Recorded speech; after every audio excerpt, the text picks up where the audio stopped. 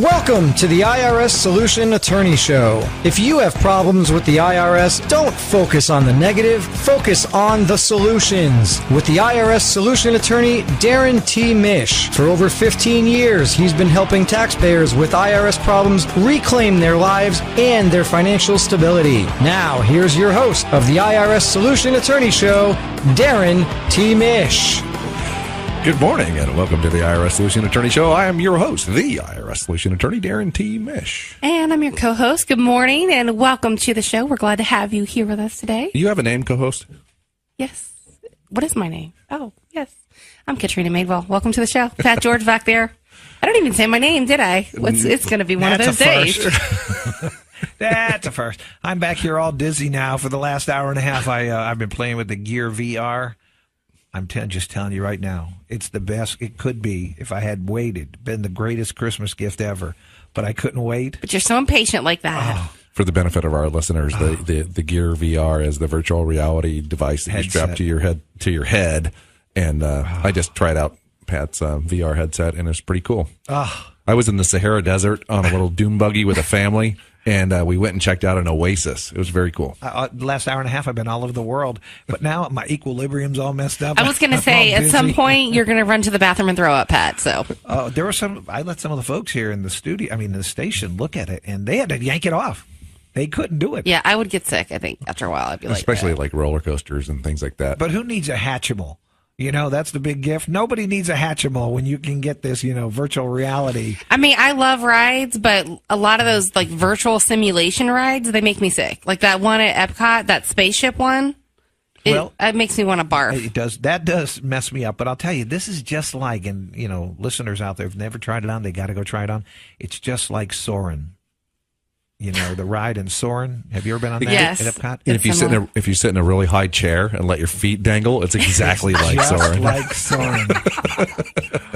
You guys are killing me. Yeah. All right. So and Hatchables are like the new hot toy. Hatchimals. Okay, yeah. what's a Hatchimal? What is it? Well, I had some Hatchimals. They were baby chicks and ducklings. Yeah, sure. I have the youngest kids here, and I don't know what a Hatchimal is, and I feel like I should. What is it? It's something that apparently it hatches or something, and it comes out, and it's you take care of it like all of those other things that came around Christmas time. And I was listening this morning. Walmart's got them, and they're going to have a whole bunch coming up. But they're I think about $100, but there are people online selling these for $1,000. Well, let me just listen. If we got to take care of it, it ain't coming to my house. That's all I'm saying. How do I miss the hot new toy every year? I should be buying those things like in August and stockpiling them, selling them on eBay for $3,500 a piece or something. I have to stay up on this because, and I hope there's no little people listening, but I play Santa Claus until the real Santa Claus gets here. So I have to know all these things. So when they say I would like this, and I go, okay, would you like one that comes with batteries or you plug it in? You can't say that when it's, it's not that way. So you got to be prepared for all these new toys. And you're a little late to the party there with the beard, Pat. That's the bad part about being Santa. When you don't have a beard, the beard that comes with the suit just itches and tears your face up. So in January, I always have a rash. That thing probably smells horrible, too. No, it doesn't. As a matter of fact, thank you for reminding me. I got to go to McNatt's and pick up the suit. Thank goodness you dry cleaned it. Are we going to talk about any of that stuff? Well, before I forget, since we're just having fun and playing, I'll plug Christina Griffin's event real quick. She's doing something for Metropolitan Ministries. So if you like the racetrack or Tampa Bay Downs, we're going to be out there tonight from 6 to 9. You will support Metropolitan Ministries and help feed some families this holiday season if you're interested. And I don't know how to play poker, so you can come teach me how to play poker. I have a good friend, Stan Reynolds, who does a lot of work with Metropolitan Ministries. It's a great charity. I'd be there if I was going to be in town tonight. I'm actually getting on an airplane and flying out of town tonight. But that's right. You can donate some toys, Darrin. I'll take them with me. You should go check it out for sure.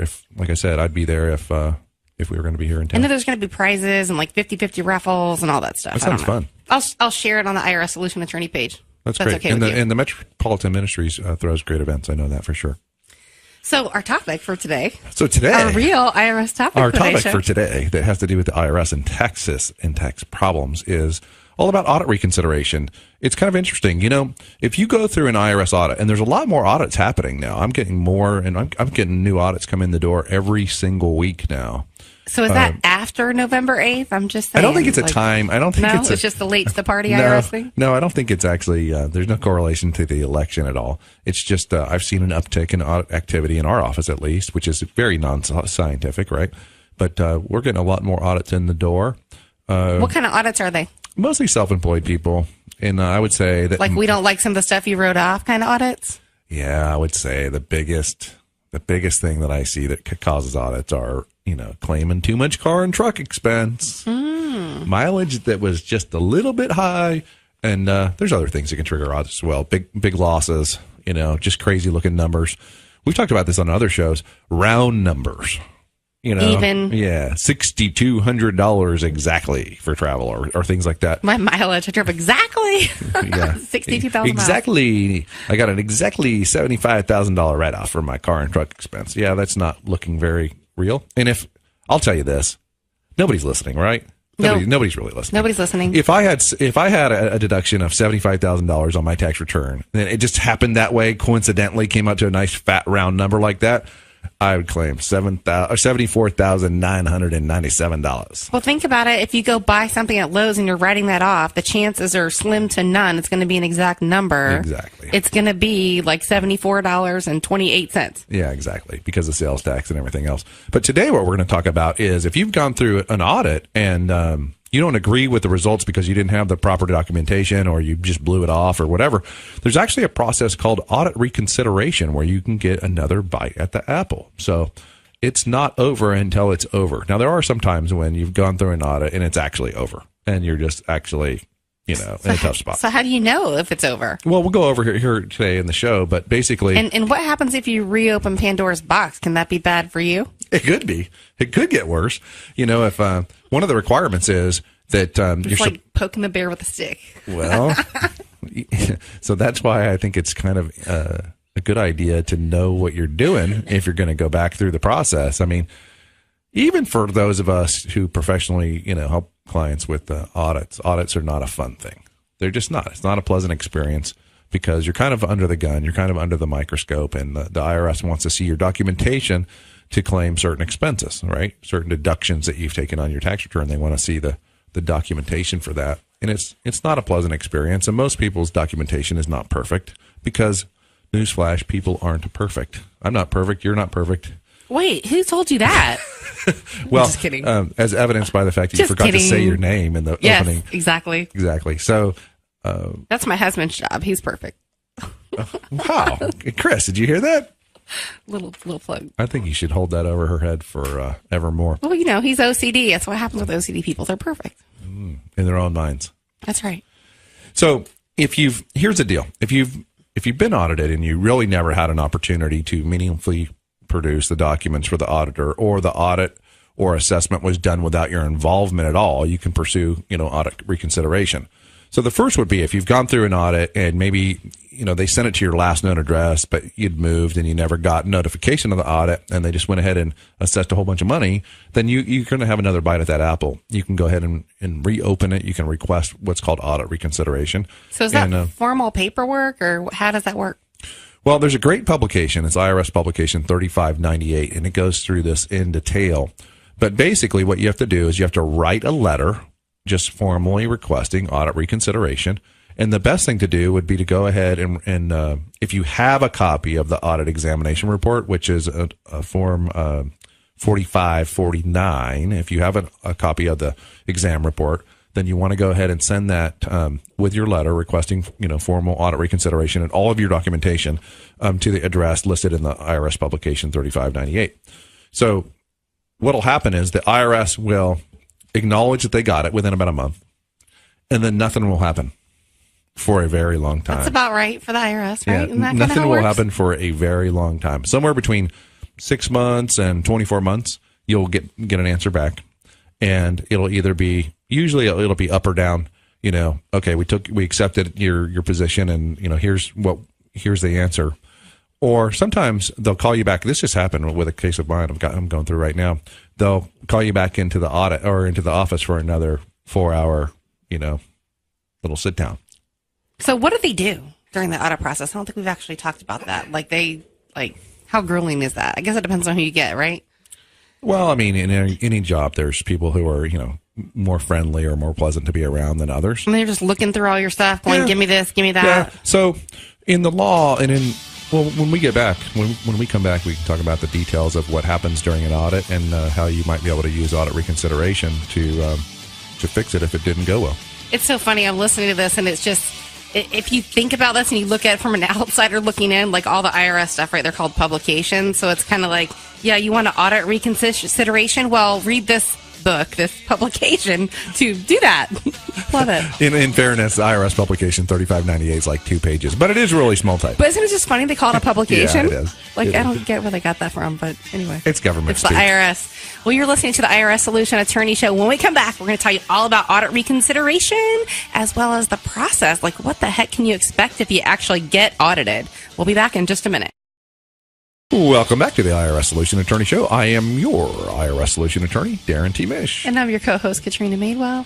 And I was thinking about on the break how we're talking about, you and Heather actually sleeping with chicks, and you're no longer doing that anymore. Oh, my goodness. Okay, you just had to bring that up. So for people who are just wondering what that's all about, I live out on a small farm, and we decided to hatch some chickens and ducklings. And our bedroom's really big. Our bedroom is bigger than some of the houses that we've owned.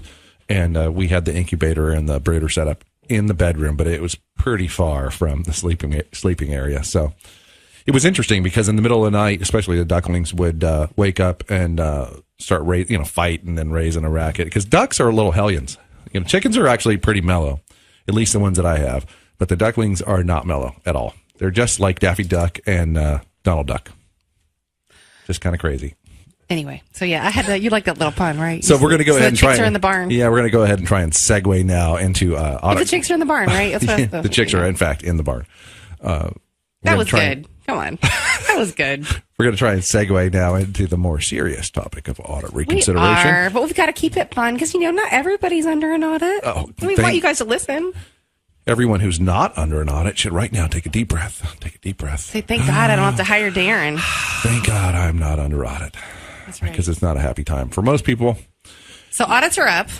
Audits are definitely up. I've had a few recently. We'll only take audits where I'll take 2 different kinds of audits. I'll take the audit where the person comes in and says, look, I've got great documentation here, and here it is for my positions that I took on this tax return, and I just need somebody to go in and go to bat for me and try and limit the damage here. Because in most audits, there's going to be some damage. There's going to be some additions. There's going to be some penalties. There's going to be some interest. Is that easy breezy from your perspective, or easier? Yeah, if they have good documentation, it's way easier. And the second type of case that I get sometimes are the people who come in and they say, these numbers, I don't know where I got them from on the tax return, they're just kind of like aspirationally correct. So where do they get them? Are they random wild guesses? Or are they trying to add stuff on their bank statement? Or where do most of these people get the numbers? 2 or 3 different ways it happens. Sometimes it's the tax preparer, right? So there's a guy in the neighborhood, usually in an ethnic community, because, there's people. There's stats to prove this. Yeah. Certain people in certain ethnic communities, they culturally have an affinity for each other naturally, right? So they go to that guy because they've heard through word of mouth that he gets the biggest refunds, right? So not all of these people are bad, okay? There are great tax preparers in every ethnic community across the country. But some of these guys, because I guess they feel the pressure to get the highest refund rates, they will fudge things. And then they keep fudging things. And then naturally they fudge some more, and then they get worse and worse. And what happens, I've seen people who have paychecks, okay, just a regular wage earner job, they get a W-2. I've seen people with those with just paychecks have a Schedule C put on their 1040 like they had a business that was losing $8,000 a year or $10,000 a year or $15,000 a year. And that's a side business they really didn't have? Yeah, it was a non-existent side business that the taxpayer knows nothing about. There's no EIN. It's just a random, we're going to add this form. Yeah, and financial literacy in our country is so poor at this point, and the tax system is so hard that people just sign those returns. All they look at, and I'm guilty of this sometimes too. I'd be lucky if I sign it. Yeah. All they look at is bottom line. How much am I getting back? And so you can see how these guys are motivated by getting more and more people bigger refunds. If the tax preparer said, how much am I getting back? I wouldn't even ask him any questions. Yeah. So then what happens is once the IRS gets wind that tax preparer is doing, participating in this kind of behavior, then they go ahead and audit every return that the guy did. Now, that obviously puts them out of business. Well, right? that's also going to open up anybody that didn't fudge anything to get audited too. Exactly. And so that's one way. The other way would be, the taxpayer is just kind of like, I don't really have good records, and those numbers just looked right to me. Or that we've talked about this. We've talked about this many times, and I think actually that TurboTax, somebody from TurboTax, is going to be a guest on a future show. By the way, big scoop. We won't throw him under the bus. We'll be nice. But the other one is the guy that's doing his return on TurboTax, and he's looking at that running number. I think it's in the upper right hand corner. How much do I owe, or how much am I going to get back? And they're not really qualified to be doing their returns at the level that they need to be. And if you have complex returns, you shouldn't be doing your return anyway. Yeah, no one should. I mean, I don't think the CPA who can do his own return should be probably handling his own return. Just my personal opinion. I just don't think it's a great idea. That's debatable. That's kind of like I saying that is debatable. I mean, depending on, the CPA should know. I was going to say for real estate, it's not like I would hire another agent to sell my house, but I would have someone through because they're not going to be jaded like me living in the same house, and they may see some stuff that maybe I didn't notice. Well, some of that's my bias too, because that old saying that only a fool represents himself as his own client or something like that.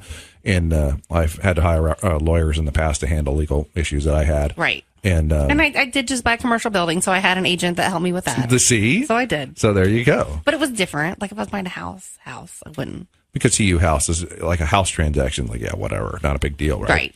And maybe that's the case with the CPA, but maybe it's not. Right. Or maybe.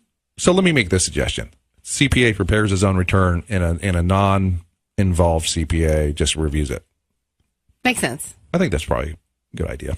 Like I review I'm perfectly capable of preparing my own tax return. I usually don't. And then usually an employee of mine will prepare it, and then I definitely review it. And just about every year I find problems with it. But it's also not your highest and best use of time. No, absolutely not. It's just not. That's why I don't do the bookkeeping and I don't prepare the tax return, because I have better things to do.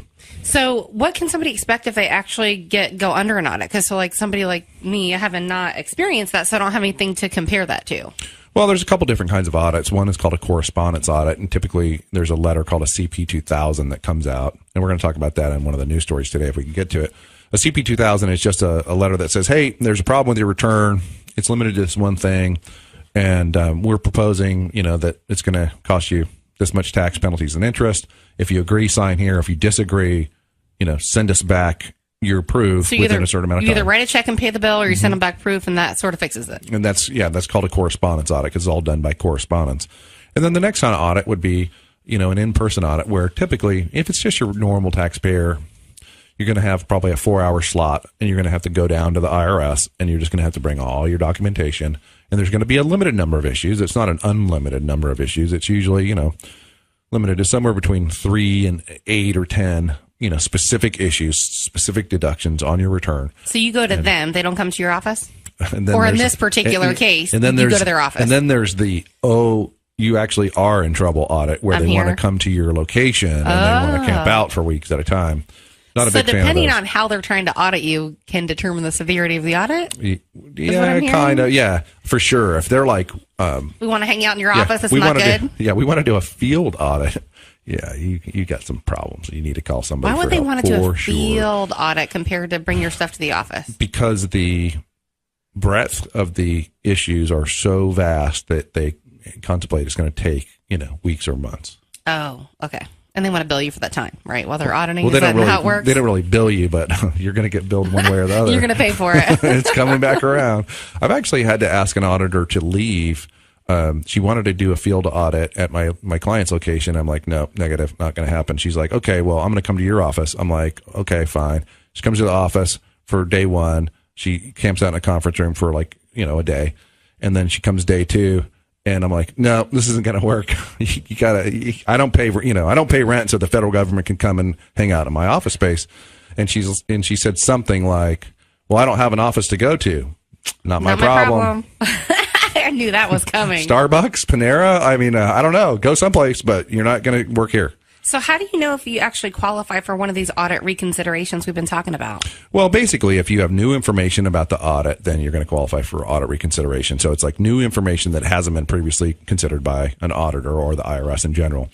If you disagree with the tax the IRS says you owe, I mean, that would be if you have additional information, but you agree with the tax, that doesn't make a lot of sense, right?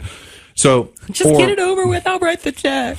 There's a lot of people like that. And even I would suggest that most people should be like that. Depending on the amount, maybe. Yeah, depending on the amount, depending on the issues involved, depending on the potential exposure to other issues that they aren't questioning, right? I mean, let's face it, it's not just IRS audits. How many times have you wrote a check just to make stuff go away? I have. Yeah, for sure. Everybody has. Most lawsuits are settled because somebody wants it to go away. Somebody just wants to, they're like, okay, this is over. I don't have to be right. I just want it done. Yeah. The cost for it to be over is less than the cost to continue fighting. And another that's issue, said from an attorney. Very nice. Very nice. The other issue is, audits are not only, typically you'll be audited for 2 years, say 2014, 2015. Well, they can open it up to 3 years. So if it was only 14 and 15 and you're not too upset with the number, you might want to just quit fighting because they might open it to 2013. And now it could be even worse. So they can just randomly open more years if they don't like what they see?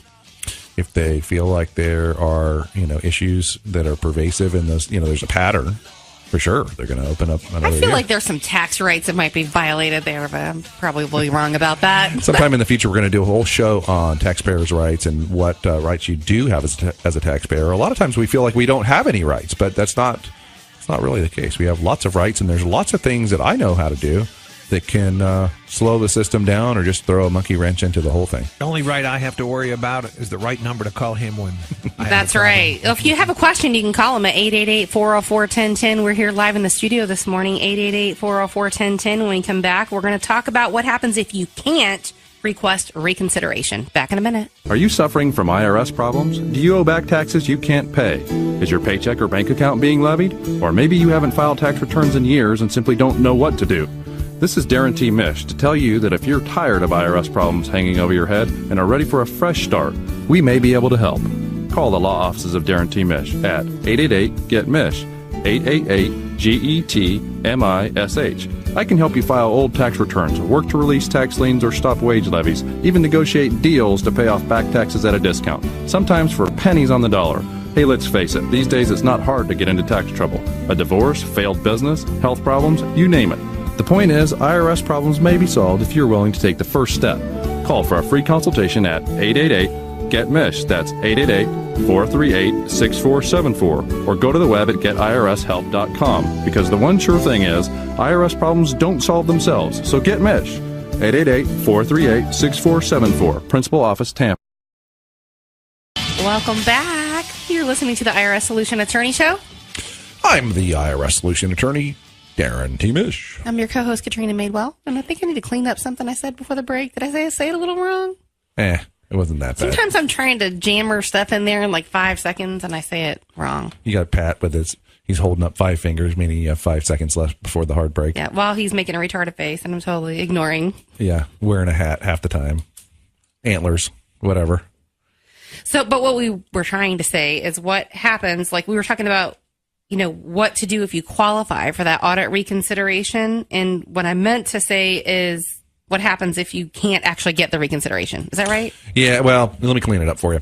So to recap, audit reconsideration is when you have gone through an audit or an audit has happened to you and you want to reopen the audit because you think you can make it better. So there's a couple different situations where you can have it for sure. You can definitely qualify for audit reconsideration. And one would be you have new information about the audit. Number 2 would be you disagree with the tax that the IRS says that you owe. Number 3 is you never appeared for the audit conference or the IRS, or sent the IRS anything. And number 4 is you moved and you never even got the audit notice. Those are all real, very common issues. Now, you cannot request reconsideration if you've already paid the full amount you owe. In that case, you have to file what's called a claim for refund, which is really just an amended tax return. Okay. I was going to say, how's the likelihood of that happening? It happens. Okay. It happens. Next, if you previously agreed to pay the amount by signing, a closing agreement on an audit, or, you signed an offer in compromise agreeing to pay the tax or something like that, then you're not going to be able to reopen the audit because it can't be reconsidered because you agreed to it, if that makes sense. The third time you cannot request audit reconsideration is if you have already gone through if you file a tax court petition and the court has already ruled on an amount that you owe, well, that was your chance. You can't just keep appealing, reconsidering. No, you can't keep appealing. That's considered a final ruling, and you're just stuck with the amount at that point. And I would imagine if you're doing that, you should definitely have an attorney to help you with that. I can't imagine someone would try to represent themselves doing that. One would think, although in tax court, the rules of evidence, the rules of procedure are very relaxed. And so it's kind of like... Still, we were just talking about how complex the tax laws are. Yeah. Remember People's Court with Judge Wapner? Yeah. I guess a more contemporary reference would be Judge Judy. Judge Judy. That's kind of what I imagine tax court is like. I've filed and defended, quite a few tax court cases over my years, but I've never set foot in the tax court, courtroom, because we've always worked them out one way or the other. So, and that's one of the what you should do. Yeah, and that's one of the conditions of me taking a tax court case. If you want a trial, I'm probably not the guy. Not because I don't think I can win, but because lawyers, honestly, my kind of lawyer does not make money doing litigation.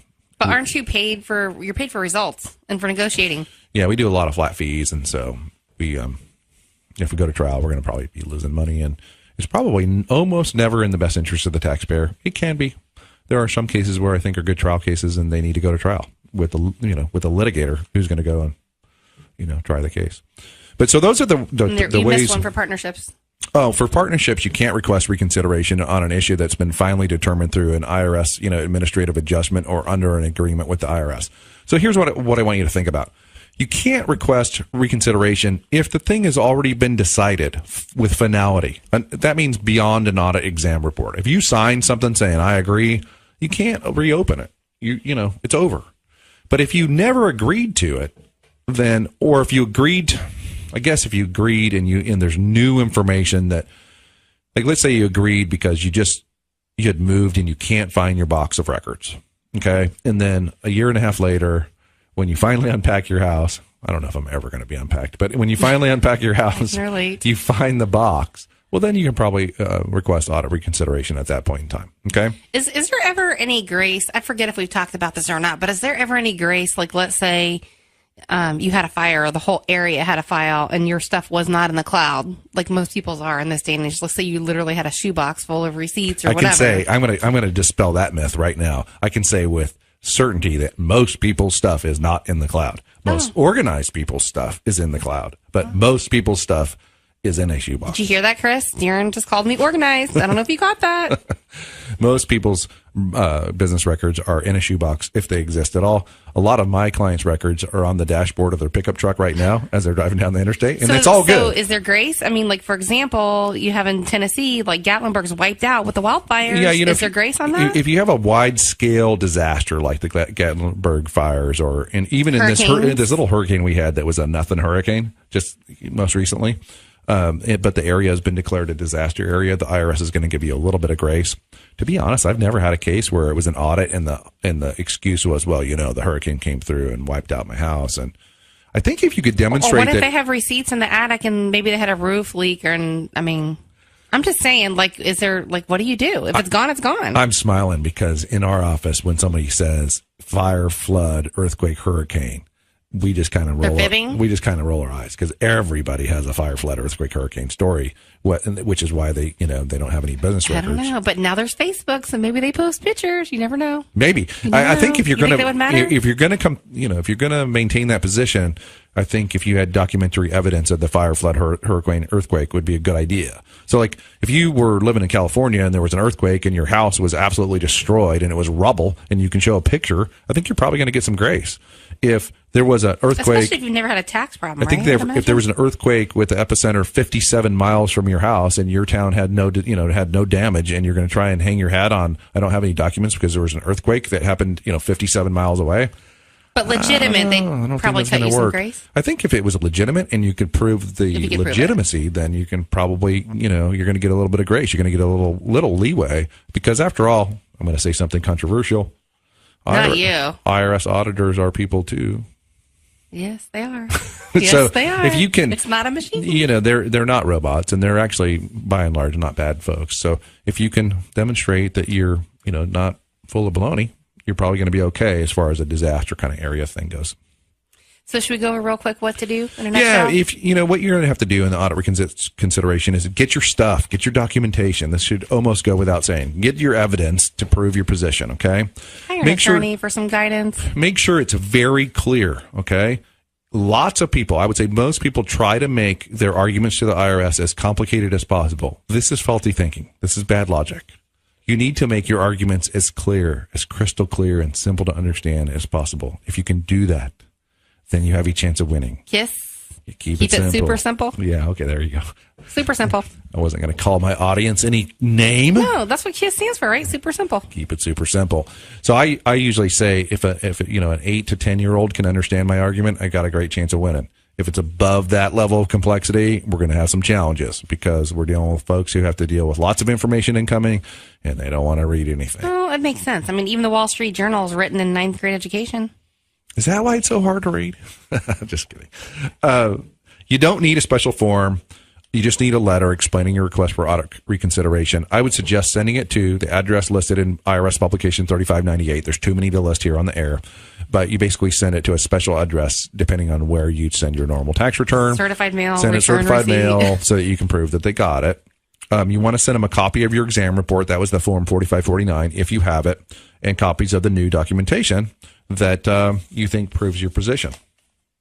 Once the IRS gets your information and they review it, they're either going to accept it, ask you for, accept it in total, reduce the tax. They're going to accept your information in part and partially reduce it, or they're just going to reject it and pitch it back. And I know you said once you send it, you have to wait. And sometimes you're waiting a really long time. Like, what is that really long time? And is there ever a time they just don't respond at all? Yeah, there's always a time that the IRS doesn't respond at all. Is there? It happens a lot. So I would say for the taxpayer, right? Well, not necessarily. If there's active collection going on and you're asking for audit reconsideration, the active collection is not necessarily going to stop. So you're kind of in a catch-22, right? They're trying to get their money. The left hand's trying to get their money, and the right hand's trying to determine if you even owe the money. Sounds like the banking world. Yeah. Well, the IRS and the banks have a lot in common since they're both kind of quasi-governmental agencies. So how long are you going to wait? 6 months, a year? I think Longer? you're going to get a letter back within, I would say, 30 to 60 days saying, we got it and we're working on it. If you get that letter, I think you're pretty crystal. Then what? You're good because they're working on it at least. But then a long time's going to go by. How long does it take them to work on it? At least 6 months is going to go by. It could be as long. I've had them take more than 2 years. Okay. If long periods of time go by, say 6 months or more, and you haven't heard anything back, it might be a good idea to file a Form 911 with a taxpayer advocate. There's a different Form way. 911, really? Yeah, like an emergency. What right? is the form? It's basically, I have an emergency. I have a bureaucratic snarl that I need help with. You file that with a taxpayer advocate. You say, hey, what's going on with my audit reconsideration? Check into this. Somebody at the IRS or at the taxpayer advocate will check into it and let you know and try to expedite it. Darrin, I don't think the average person would do this because, again, it's kind of like poking the bear. If the bear goes away and it's not bothering you, you're probably not going to tap it on its shoulder again. And that's what you're saying to do effectively, to file that 911 form. Most people would not poke the IRS. Well, this is really a topic for a whole other show. The IRS taxpayer advocate is an independent branch of the IRS whose job is to be a liaison between the taxpayer and the government and the IRS. So I've never made the problem worse by dealing with the taxpayer advocate. In this case, you just say, hey, I filed an audit reconsideration, on January 1st. It's now September 30th. I haven't heard anything back. I'd like some help expediting this and finding out what's going on. Okay, they'll do that. Our Twitter questions are not super complicated, but they're kind of cool, so I'm going to ask them anyway. You might shoot me that I'm actually putting these on there, so Jeff wants to know, what's tax evasion?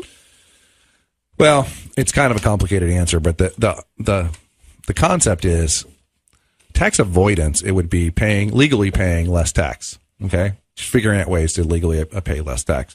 Tax evasion would be illegally paying, zero tax or less tax. Okay. That's the simplest answer I can think of. It doesn't have to be zero. It can be less. Yeah, it would be through lying, false positions or fraud, not paying your appropriate tax. And Rob wants to know how many Americans cheat on their taxes. That's kind of a loaded question, right? Like, what's... I'm going to be politically incorrect here for just a second. A lot of people cheat on their taxes. Kind of a loaded question, really. Yeah. I don't know what the number is, but I can tell you that something like 10% of the filing or the population that should be filing tax returns don't file tax returns. So That's a big number. That's in the tens of millions a year. And I have people come into my office every single week who have not filed tax returns in between 6 and 10 years, every single week. And his question is how many Americans cheat on their taxes? And the reason why I say it's loaded, that's like, what do you consider cheating, right? Like you could ask 10 people and get 10 different answers. So is that fudging versus, this is totally a loaded question. Like I probably should not have asked this one.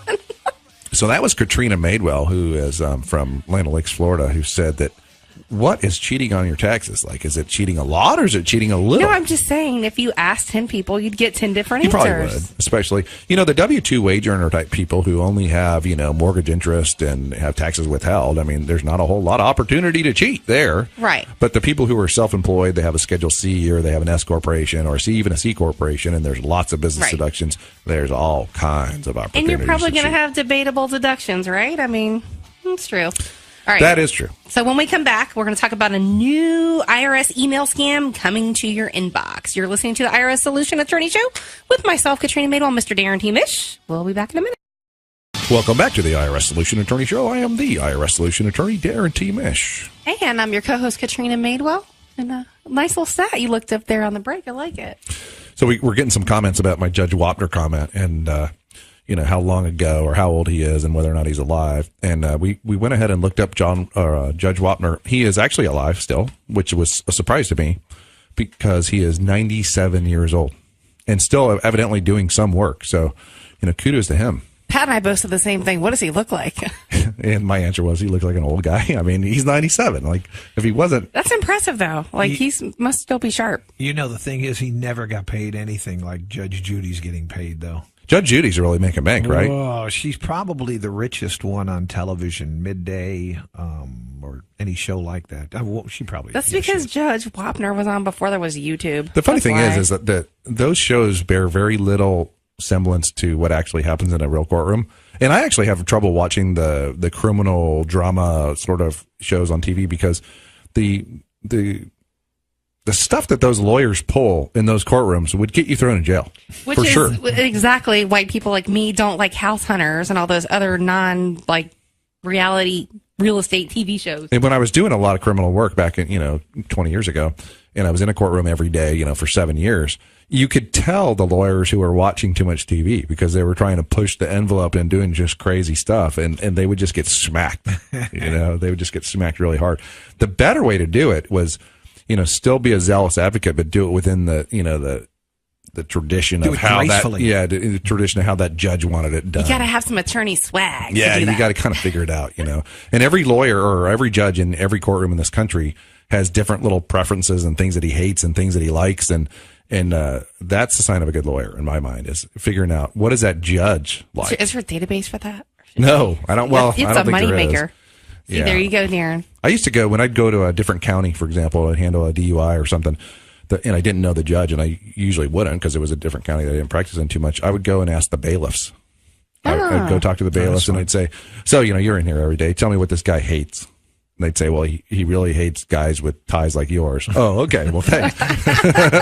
He does not like facial hair. Darren's in the bathroom shaving. Yeah, I'm out in the truck, with the scissors. So let's talk about this new IRS scam coming to your inbox. This is a pretty swifty one. Like the guys are getting super creative. Yeah, this one's a little scary. Basically what the IRS or these guys are doing is they're sending, pretty real looking IRS notices to your email address that look like they're CP2000s. Remember in one of the earlier segments, I talked about how CP2000 is a legitimate IRS letter that says that you owe money. Well, these things are saying that you owe, $250, $450 for the Affordable Care Act or the Unaffordable Care Act. Just small enough for somebody to write a check and make it go away. And there's a real post office address, which I'm not sure how they're getting away with. And people are sending checks to this P.O. box, in Austin, Texas. And they're getting away with it, at least for now. The other thing they're doing is they're starting to send these things out by mail, and they look pretty real. Now, one of the telltale signs, if this is not a legit notice, is it'll say, make the check payable to the IRS if it's not legitimate. The IRS, bizarrely enough, strangely enough, the IRS doesn't want checks made out to the IRS. They want checks made out to the U.S. or United States Treasury. Why is that? And I think one of the reasons is IRS is really easy to make into misses. And over the years, people would turn... they would steal checks going to the IRS, and they would make it out to Mrs. and then their name, and then they would go to the bank and they would cash them. Snap. I never thought about that. Huh? So anyway, you got to be on the lookout for this, this scam. The IRS will never initiate contact with you via email. And to date, right now, they are not communicating with taxpayers or reps via email at all. So no IRS email is a legit email. That is like the IRS tip of the day, for real. Yeah, for sure. So this is the time for the IRS Train Wreck of the Week. This is the segment of the show where I talk about a person who came into the office and they had a pretty big tax problem, and usually they leave smelling like a rose. In this particular case, older gentleman, he's an African-American. I would say he's in his late 50s, not tremendously well educated. Very sweet guy, super nice guy, one of my favorite clients of all time. He came in and somehow he was a low-income gentleman. He was, I believe, he's working as a janitor. Hardworking guy, works more than 40 hours a week, and he's been doing this kind of work for a long time. I'm not really sure how, but he managed to rack up a tax debt of $61,967. So when you're making, basically minimum wage, $62,000 is a lot of money. What did he do? I'm not sure. I don't remember.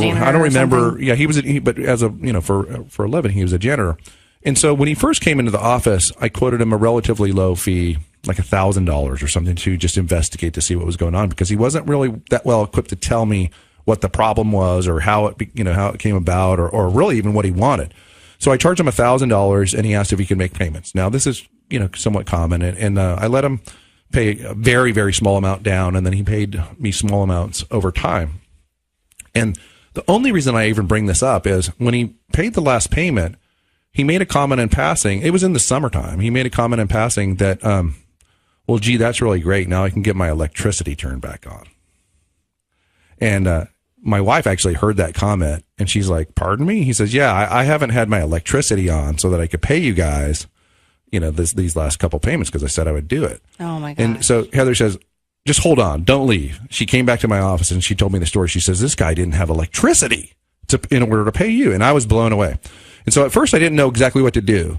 Like, do I just do I refund his money and help him, or what? But I knew I was going to keep helping him. I would have done? I would have taken the money and paid the bill. I knew, well, it wasn't enough to pay the whole bill. Oh. But because he owed $62,000, he only paid $1,000. No, I meant the power bill. Okay. So what I decided to do was I decided it would be an insult to refund the money he had already paid, because that was a sacrifice that he made as a man, and a decision he made as a man that he wanted to do.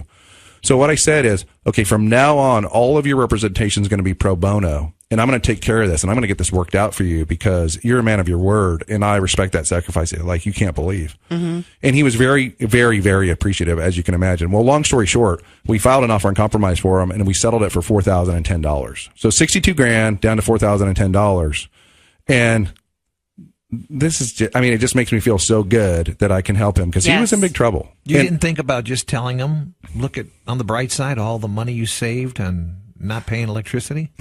Pat, that is just mean. It was one of those things where I didn't know exactly what to do, because I didn't want to offend. I would look up who a service provider was, and I would pay it anonymously, and I would not tell him that I did it. That's what I would have done. I didn't know what to do, but I knew that I was going to help him. What did he say to that? And I knew I was going to provide him just overwhelming value in exchange for the sacrifice that he had made to do what he said he would do. Have I told either one of you that I have an expensive electric bill, and right now they're getting ready to turn it off? And oh, I thought you were going to say, have I told you I love you? That's what I was waiting for you to say. There's a source for that, Pat. Go to GoFundMe.com and put your sad story there. All right. But if you want to help out Metropolitan Ministries, you can roll on over to Tampa Bay Downs tonight after 6 p.m. and bring a toy. The one, the only, Katrina Madewell will be there live and in person. Hanging out with one of my real estate friends. She's doing some good in the community. Thank you for joining us today. Good show. We're glad to have you here. If you have a tip or a suggestion for another show, we will always take it. Call Darrin at 888-GET-MISH. 888-438-6474. Visit the website at getirshelp.com. You can download our podcast or our app at iTunes and Android. We're out.